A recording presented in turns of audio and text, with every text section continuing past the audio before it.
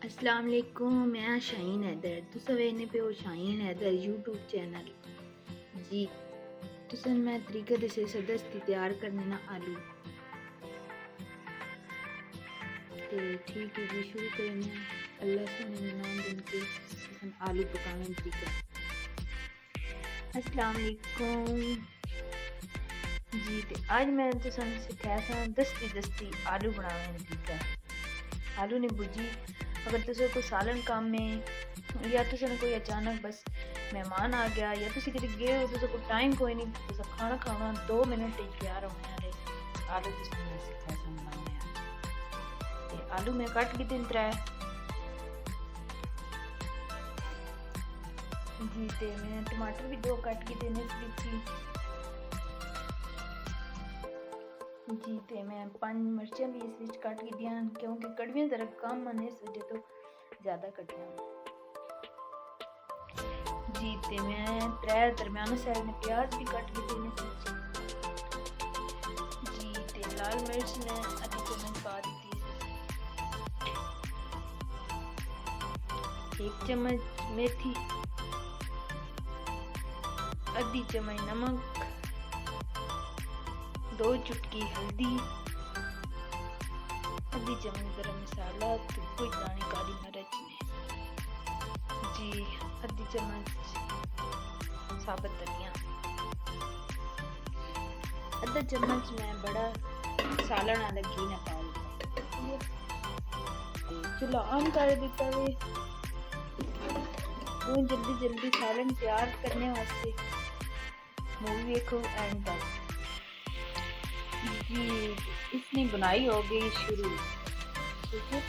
ये जल्दी आलू तैयार करने में तरीका खास कर ना औरतों वास्ते जरिए मैंने बाजार लगी रहनी तो ना बिल्कुल भी याद नहीं होना भाई पीछे टाइम की होया या सिर्फ घर वाले रोटी खानी कि तो खाया चाहना से चावल बना के आए हैं या नहीं तो इस वजह तो ये औरतों वास्ते बहुत ज़्यादा आसानी सालन है जी। ते थोड़ी जी मैं आंच हल्की कर दी तो इसकी मिलावन लगी ढक्कन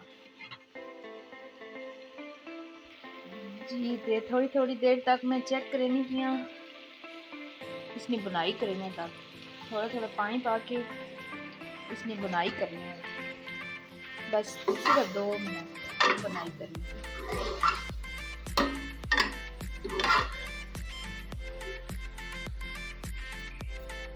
जी। तो मैं थोड़ा इसमें पानी ला के करेनी पी इसने बनाई तो वे गिनो टमाटर प्याज बिल्कुल सही गल गए ठीक है।